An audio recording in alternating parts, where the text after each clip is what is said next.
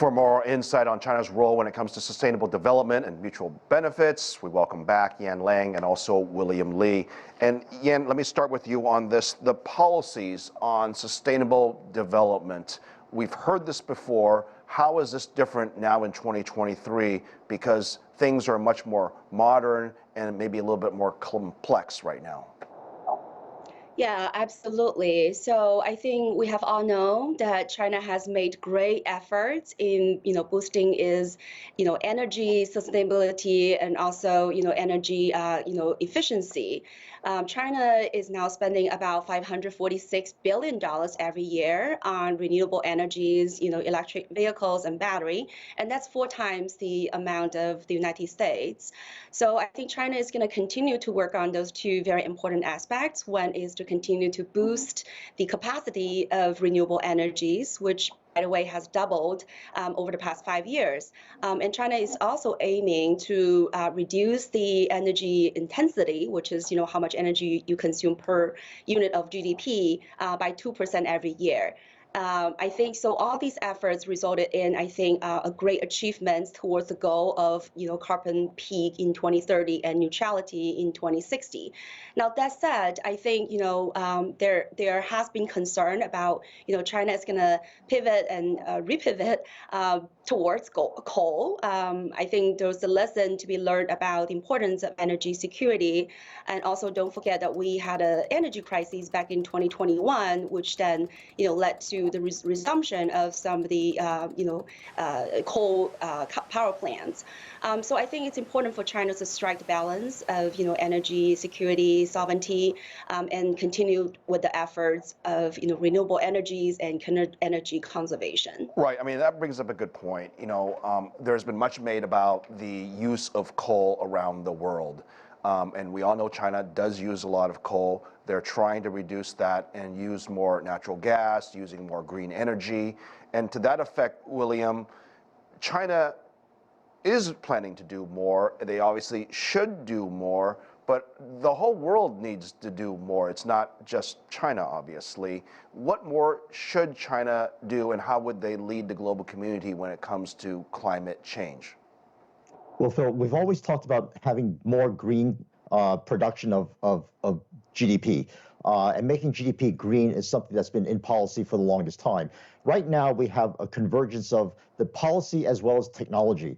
We are at a precipice right now where a turning point that allows China to adopt the modern technology that is available to make coal cleaner, to make the existing fossil fuels more green. And I think that's a technology, an innovation that needs to be incentivized. And China, I think, is at the forefront of doing exactly that. So I think this is a turning point that really makes real the long-standing goals of becoming more green for China.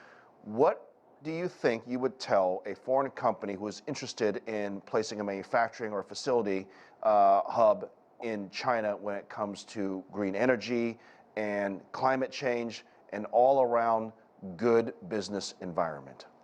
Yan? I think that's a great question. So first thing we noticed is that China has been relaxing the restrictions of foreign direct investment. As a matter of fact, in the past 5 years, there has been a reduction of 51% of the restricted list for the areas where FDI is welcomed.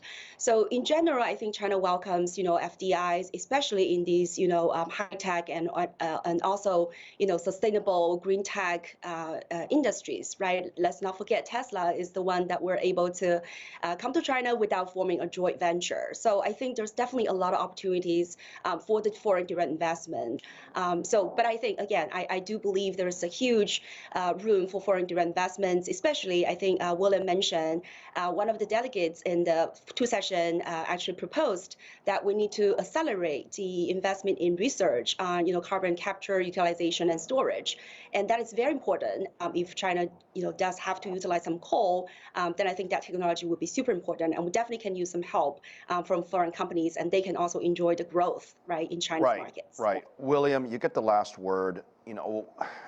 It's not a simple question. There are obviously a lot of variables in this relationship between the U.S. and China, and quite frankly, China and the rest of the world. What advice would you give Beijing when it comes to promoting foreign direct investment, specifically in China?